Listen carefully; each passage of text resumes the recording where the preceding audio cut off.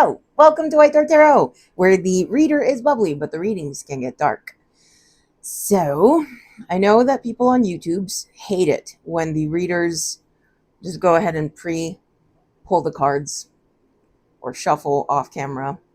But earlier today, when I was still undecided as to whether or not I even wanted to do a video, I got curious and pulled 3 cards from my Wild Unknown Alchemy deck, and specifically asking about today's eclipse. The cards that I pulled, in the order that I pulled them, was pretty profound. So I figured that I would want to share them after all. So the first card that I pulled was Melanosis, Darkening.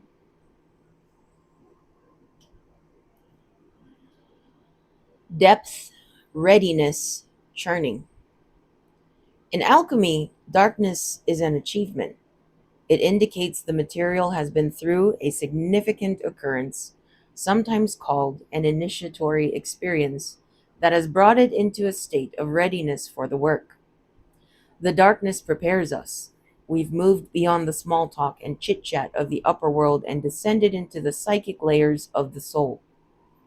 We admit who we are, fully and bravely, and thus open ourselves to the process of transformation.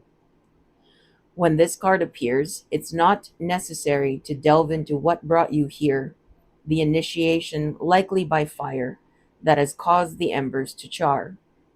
Rather, it's time to heal, and darkness is the remedy. Closing your eyes is a voluntary expression of darkening. By practicing it daily, we drop into the depths and surrender. As the alchemist's eye adjusts, transformation begins. I was just telling my friend about this yesterday, and I explained to her that I didn't choose to become psychic. I didn't choose to become, or to, let's say, I didn't go and intentionally do the work to develop the gifts that I have. I went to therapy. I attempted to go to church, and then I found myself going to a Buddhist temple a state away twice a week for 2 years and learned how to meditate. What I was doing, I wasn't trying to spiritually awaken. I wasn't even aware that that was a thing at the time. I was simply trying to, as I keep saying it, unfuck myself. I have been through a lot, and my mind was not a pleasant place to be. I like to describe, I think that people are like houses that they can't leave, and other people can only see from the outside.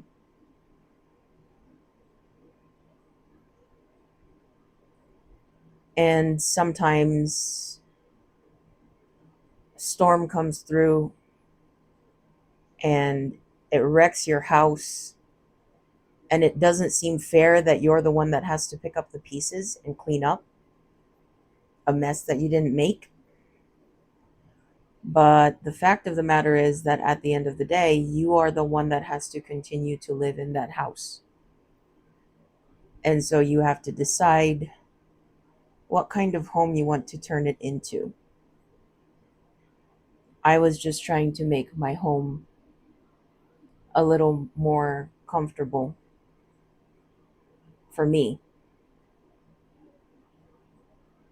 I mean, I've had moments where I was literally lying on my kitchen floor screaming because I was so lonely and I hadn't heard someone else's voice or my own in days. I've been through periods like that. Actually, I spent a long time like that. So, the first step, in my case at least, to the spiritual awakening was finally deciding to face myself instead of repeating patterns, bleeding on people that didn't cut me. I had to take a good look at myself and sit with it and decide what kind of person I wanted to be. And I think that this card, especially in the context of the current eclipse, what it's telling me is that a lot of people are doing the same thing, and that makes me very happy actually, because I think that that's something that we all need. Everyone is wounded in one way or another. Our vices, distractions, looking for the next quick dopamine hit, instant gratification, scrolling through TikTok and getting bombarded by tarot readers that are telling you that your ex is going to come back or that your ex is suffering since you broke up with them.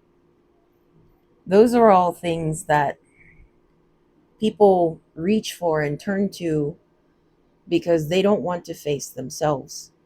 They don't want to sit through the discomfort of realizing that you were part of the problem. I used to be an avoidant. I used to be very, very avoidant. I am guilty of the discard because I had abandonment issues. And I coped by being the one to leave first. And I did that because if I would lose the person all the same, leaving first gave me the control. Leaving first meant that I wasn't abandoned. I chose to leave. I chose to leave. And I have the control, and I still have my dignity. No, not dignity. Pride. I did it because of pride. But being that way, it's no way to live.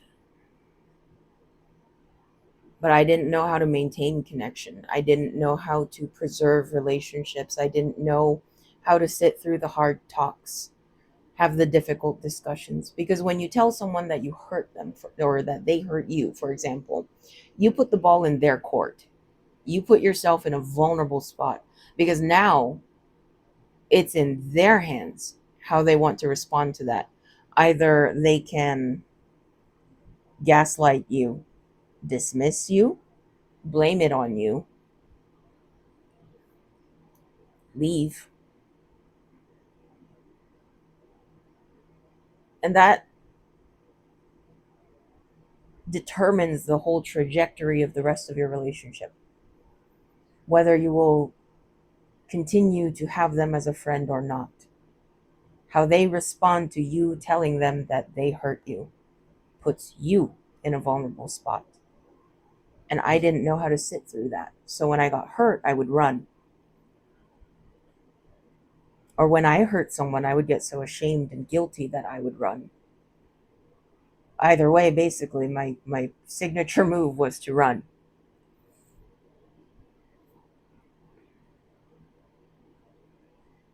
But slowly over time, I met people that made me want to try to stay. When I realized that the person keeping them was more important to me than my pride or my fear, I started to try. And I was pleasantly surprised by people who forgave me when I needed forgiveness or stayed with me through the difficult discussions, the hard talks. And that's how slowly but surely I rebuilt my whole family. I have a family that I found myself.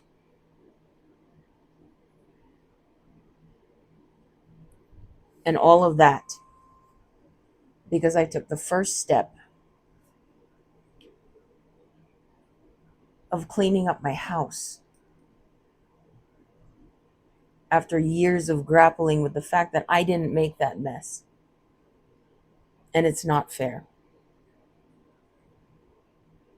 I cleaned my house. I furnished it, decorated it to my liking, decided who I wanted to be. And I found that who I wanted to be was exactly who I was before I was taught that who I am isn't always accepted by everyone.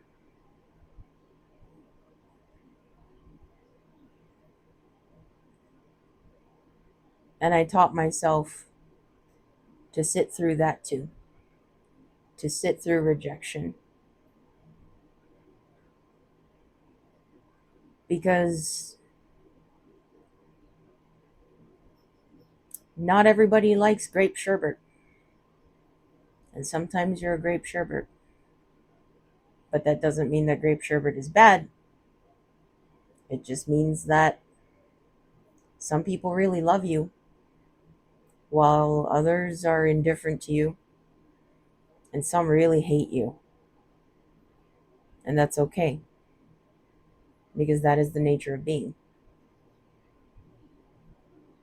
Yeah, I like to say that chocolate, strawberry, and vanilla aren't the standard ice cream flavor options because they are the absolute best. They are just the ones that everybody is okay with.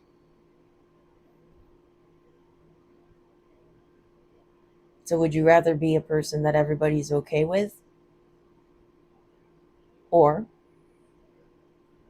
one that is absolutely deeply loved by some?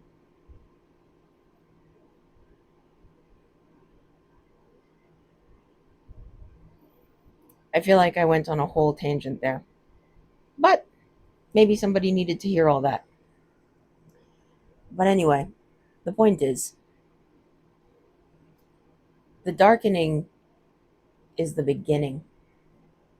And I love to see it. I love to see people taking that leap because that is the hardest thing to do, the first step.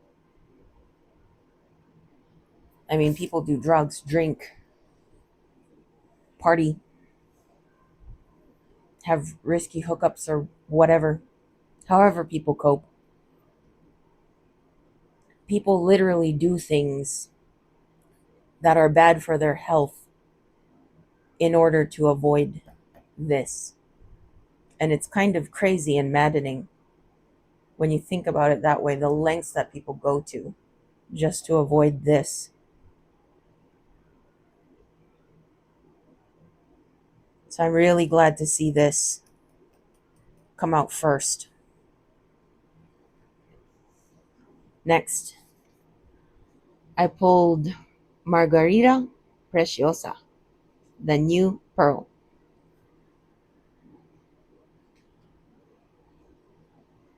Grit, irritation, waiting. The new pearl is one of the great promises of alchemy. From a single grain of sand, the pearl forms slowly but surely in the salty mouth of the oyster. The new pearl emerges as an alchemical miracle, a sight unimaginable at the outset. That said, the process is generated from irritation itself. Such is the medicine of the new pearl card. The work is underway, but the gem has not yet formed. Don't become petty and hasty, seeking a return on your efforts. Rather, turn to patience, consistency, and humility to remedy the discomfort. Let the magic of time and salt water do its work. Relax, believe, and support a fellow alchemist in finding the grit that will become their pearl. Don't worry about you right now. The entire ocean is your ally.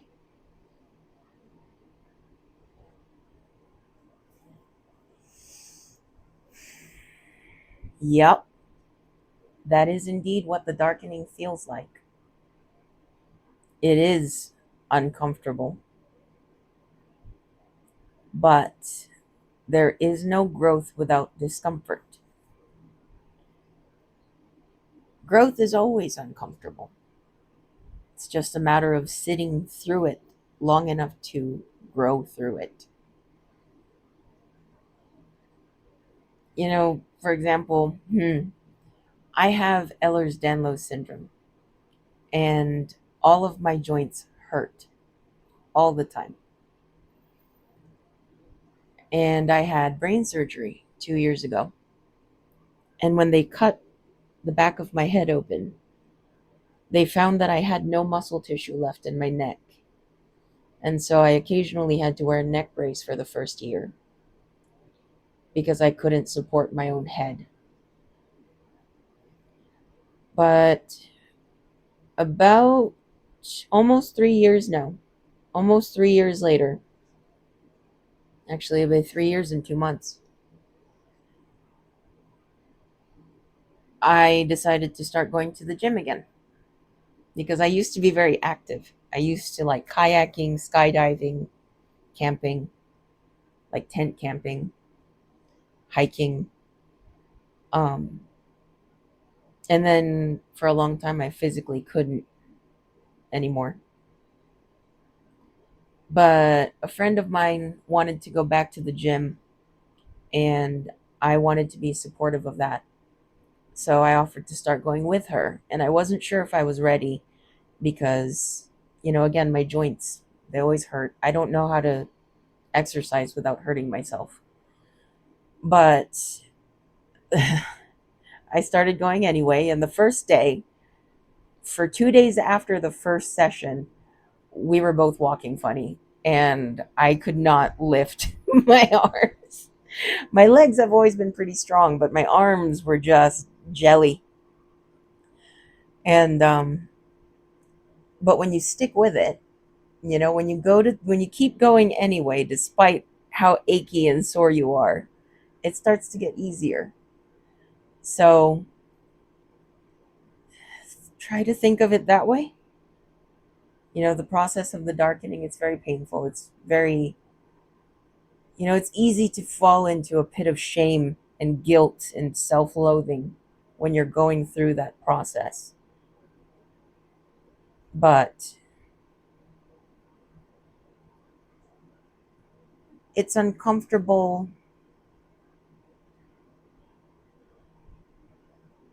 But just remember to show yourself compassion through that process. You know, that's that's self-love. When you learn how to give yourself love, even when you feel unlovable, and when you give yourself grace and compassion when you feel like you don't deserve it,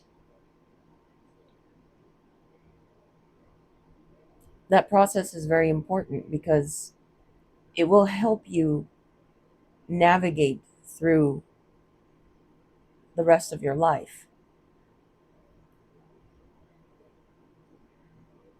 It will help you set boundaries. It'll help you understand how you want to be loved and to recognize when there is no love in that space for you, and to be okay with leaving when you recognize that. Having this self love, compassion, and grace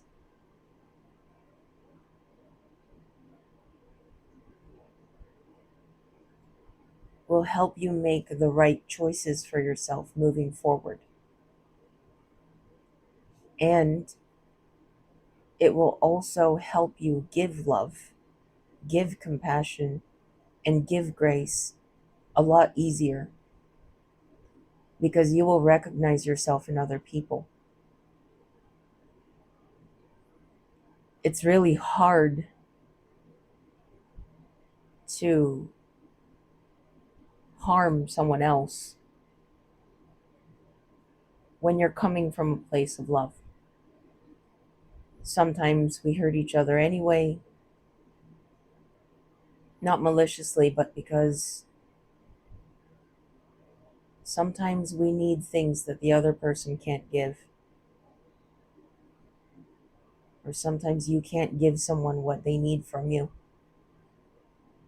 And sometimes it just takes a little more healing.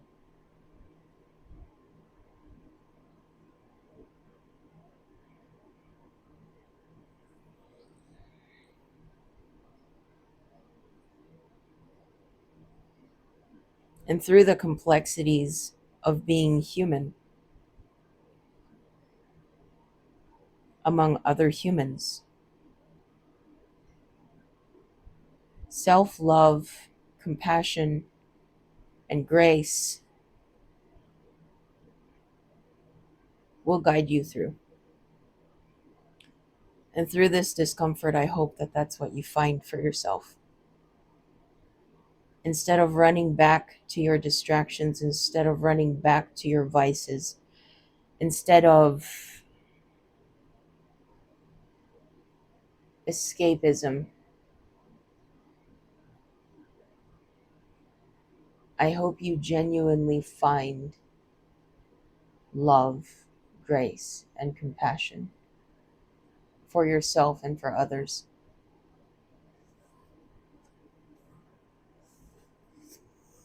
The third card was the Azure Vault, the Blue Temple. This was a fascinating third card in this sequence. The celestial realm, the imagination, expansiveness. Welcome to the Blue Temple, the home of the alchemical imagination. You have entered a space of new depths, new possibilities. The inner eye opens and you become willing to see in a new way. To understand this card, one must study blue itself. It is the celestial color of the sky, the ocean, and the peacock's tail. Though potent, blue slips away. Through this color, our imagination threads together experiences both grim and glorious. Think blue films and blue ribbons, the halls of heaven and the harrows of melancholy. We are taken into the depths of mood, of tone, of the rhythm of the blues. The eternal mystery of blue will only deepen as we study it, and this is precisely the point. Leave the cerebral behind. Cloak yourself in the sapphire robe and sit quietly in the vault of mysteries. Yeah, these cards together definitely feel to me like a mass awakening or something something. I definitely noticed recently that even just in my circle of people, um, at least six that I know of, and all people who you wouldn't really expect to go the, metaphysical route, have been asking me questions and such about this stuff. Like they've started to take an interest in it. And I really feel it in the air that more and more people are waking up. But continuing my story of my awakening process that started with therapy,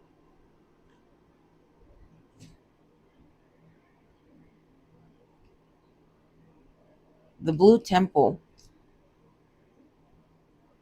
that's what I ended up finding after I went through the darkening and sat through the new pearl. Again, my gifts were completely unintentional. I was simply trying to heal from a bad childhood and some really bad relationships and bad choices that ensued after. Because when you're in a cycle and you repeat that cycle over and over, your life just kind of turns into a hamster wheel of misery. And I wanted to get off. So, what are my bangs doing? So, I wanted to get off the hamster wheel. I decided to try therapy. I decided to try church. I tried meditation.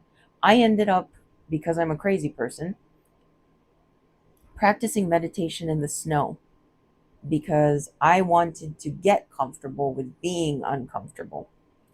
I wanted to learn how to do that. I still kind of like crank the shower to the coldest it can go every day after I take my hot shower because it's a valuable skill to have to learn how to get comfortable being uncomfortable.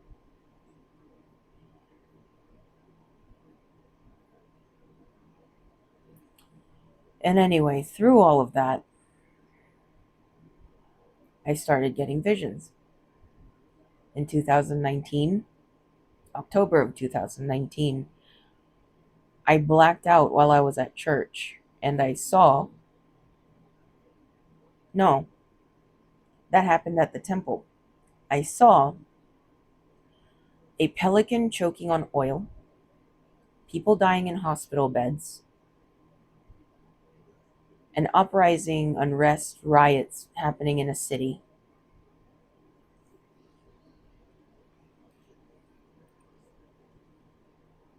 I saw smog clearing out of China.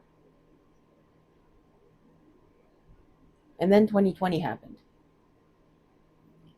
And when I saw it happening in real time, unfolding exactly as I saw it, that was when it hit me that I've unlocked something.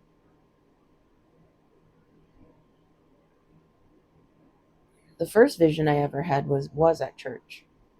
I blacked out and I saw myself lying in a field of dandelions, sleeping peacefully.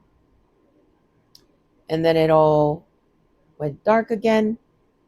And then I saw every worst moment of my life flash before my eyes, just one after the other. The worst memories that I have. And I mean, I felt my throat closing. I felt myself tearing up. And I felt like I was just being mentally tortured, really, because it was, everything that I was trying to suppress for the longest time. And then I heard a child's voice say, "Let go." And it all went dark. And then I heard the child's voice say, "Live in love." And then I saw myself sleeping in the field of dandelions again.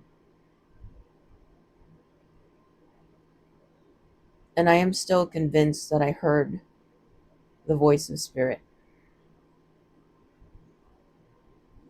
After that, I felt euphoric, like someone just flushed a toilet in my psyche. I felt so much lighter for months.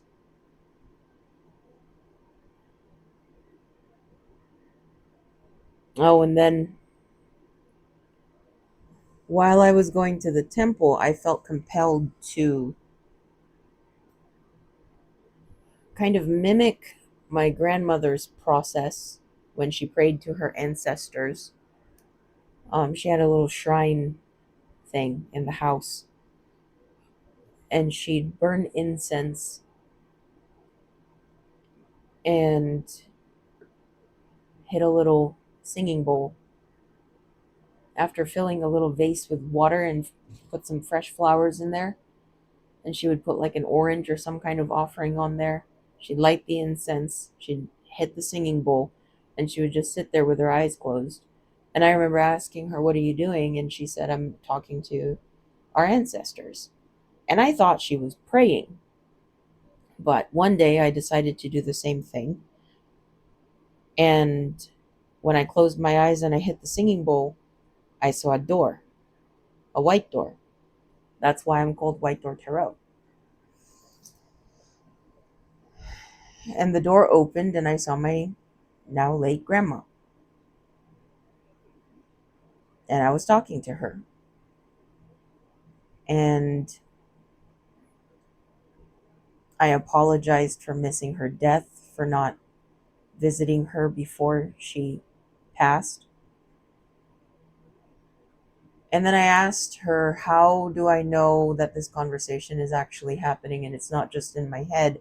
Because deep down, I've always felt guilty that I chose to keep my job over going to see her. And she lived in a different country, so it was a little more complicated than just taking a long drive. But she told me, well, my great aunt, who was also there with her, we were also very close. She told me to bring my pink Winnie the Pooh playing cards next time and to shuffle them while we talked. And then when I came to, I was like, why? And then I found out that playing cards can be used like tarot cards. So I did that. And the next time we spoke, I was just shuffling cards, shuffling cards, shuffling cards while we were talking. And then when the door closed and I came to, I looked at the cards and the way they fell, and I kind of Googled the meaning of each one, and it lined up with what we were talking about. And then I ended up getting my first deck of cards. And that was how I started reading tarot. And I didn't know that I could just read the cards without having to visit my grandmother first. So that's how I did it for the longest time. I did the ritual. I opened the door. I talked to my grandma while I was pulling cards, and I was giving people the insights that she was giving me while I was also explaining the cards. It was a whole thing. Now it's a little bit easier because I don't do all that. But yeah, these three cards here really reminds me of the first steps that I took as I awakened. And the truth is that you're never fully awake. You never really get there. I don't care what anyone says. You're never done growing. You're never done healing. You're never done peeling back more and more layers of yourself. And that's also why, like I said in the New Pearl, that love, compassion, and grace is going to take you a long way. Learning how to sit with that discomfort is going to take you a long way, because once you go through this, there will never be a moment where you get to think that you're done growing. If you're doing it right, you are forever growing. You are forever healing, forever learning. And that is the point of living a life, is to experience things, savor them, learn from them. Because all you can take with you when you go is the wisdom and the love.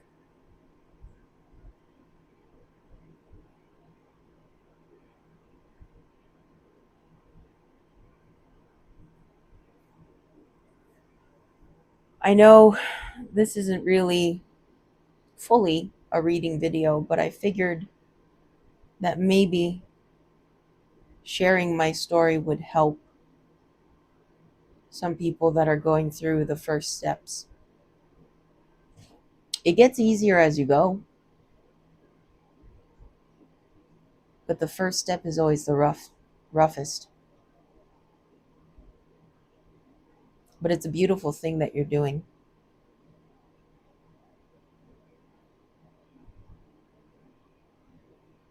And this will serve you well. The work that you do now will serve you well for the rest of your life. I know my life's gotten a lot easier since I learned how to listen. Actually, funny story. Not so funny story. Kind of scary, actually. Um, I've been saved from car accidents a couple times by my guides. There was even one time that I was about to lock myself out of the house. So I went and this was once I learned that the voices that I'm hearing, is not schizophrenia. It is clairaudience. And so I started to listen to them, even when it didn't make sense to me, because I had been through enough times of finding out why they were telling me what they were telling me later on. I had way too many instances of it making sense later on. So I started listening. And I was about to lock myself out of the house. I went to lock the door and I heard, don't. Because I have one of those like twisty lock thingies that you can just lock it from the inside and then shut the door and it's locked. But I heard, don't. So I said, okay, I guess we're leaving the house unlocked. And I was about to get in my car, and I have one of those touch sensor things on the inside of my door handle thingamajig on my car, and it wasn't reacting. And I was like, why isn't this? I didn't have my keys. So I went back inside the house, found my keys on the counter, grabbed them, and then locked the door, did not hear don't, and then left. So, sometimes they kick in for the most mundane things, but I mean, I would have been locked out of the house until about midnight on a work night had I not been told not to do that. And there was another time that I was driving home from work, and there was an intersection that I always crossed, and it was just a, stop sign, cross traffic doesn't stop kind of deal. And the traffic coming from my right side had to go up a hill. So I only saw the peak of that hill. And usually, like, I would look right. If I don't see a nose of a vehicle, that means that I have enough time to cross.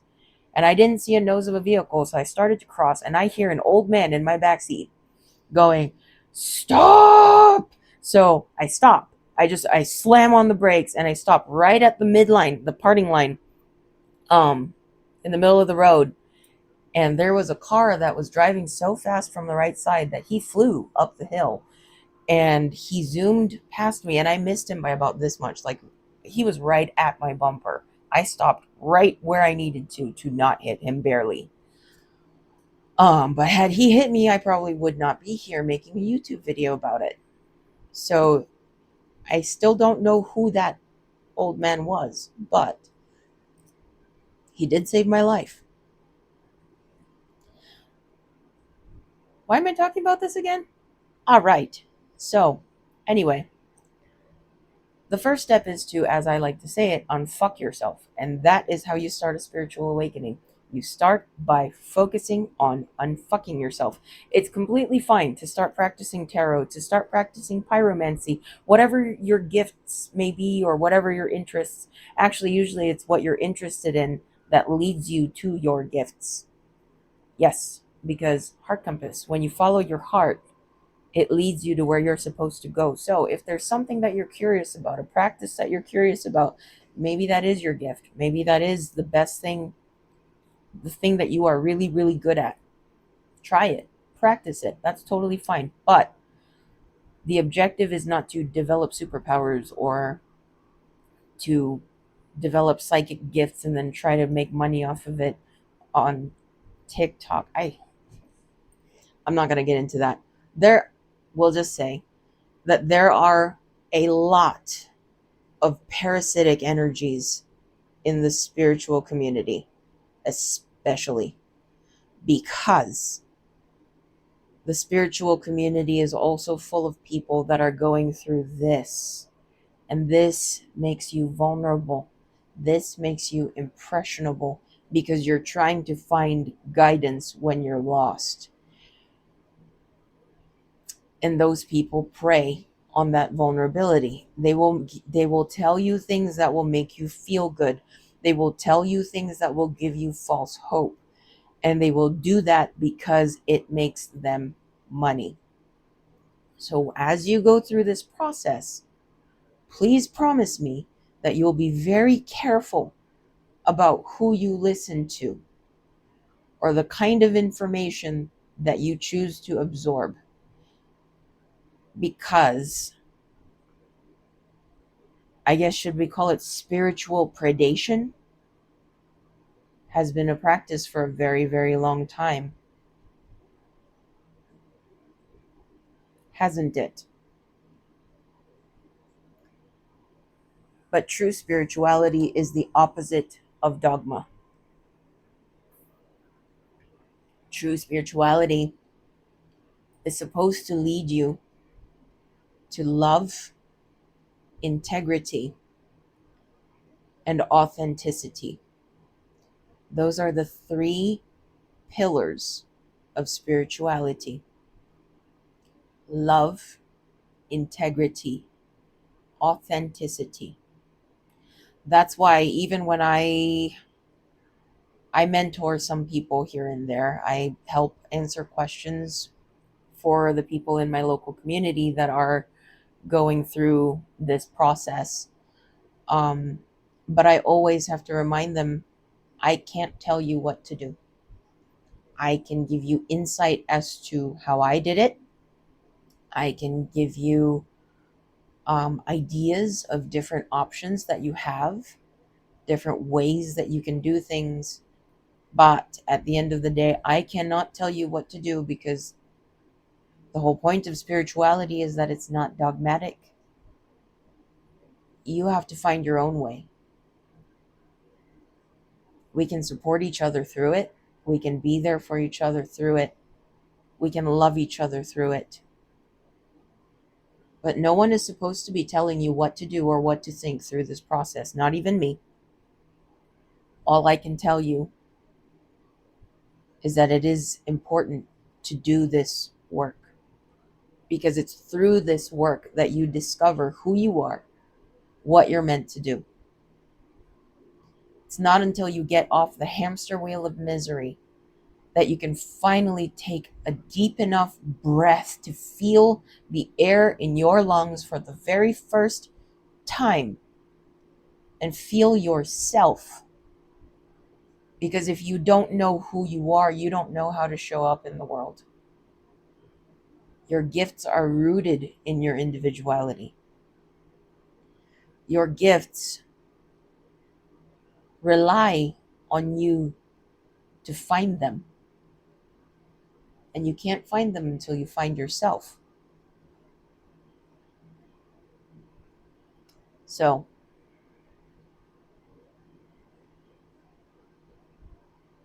if anything that I say sticks with you today, I hope it's this: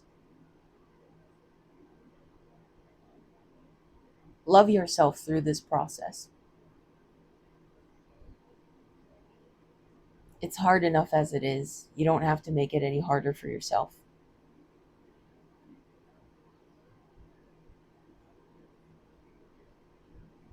You are worthy of love. You are worthy of compassion. You are worthy of grace.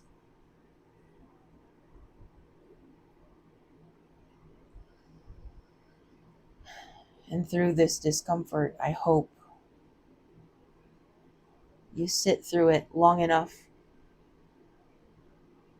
to develop a pearl. I hope you make it through it. I really do. Too many people don't make it through the darkening. They run. They choose escape. They choose distraction. They choose what's easy. But I know you have it in you. Notice the artistry here.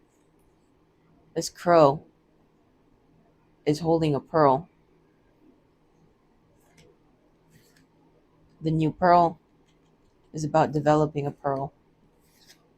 The blue temple, more pearls.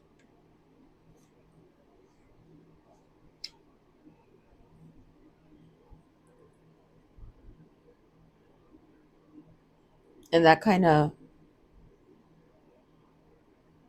just reiterates my point, doesn't it? Healing, growth. It's not about becoming who you aren't, becoming someone else. It's about becoming who you are. I said this in the egg reading too. You already have that pearl in you. It's already there. You're just going through the process of pushing it out.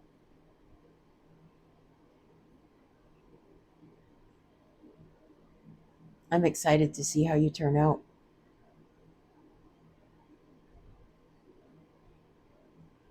I'm so happy to see this. Really. The whole world needs more healing. It needs more healed people. All right. Well, this turned into a ramble instead of a read, but I guess some days are like that.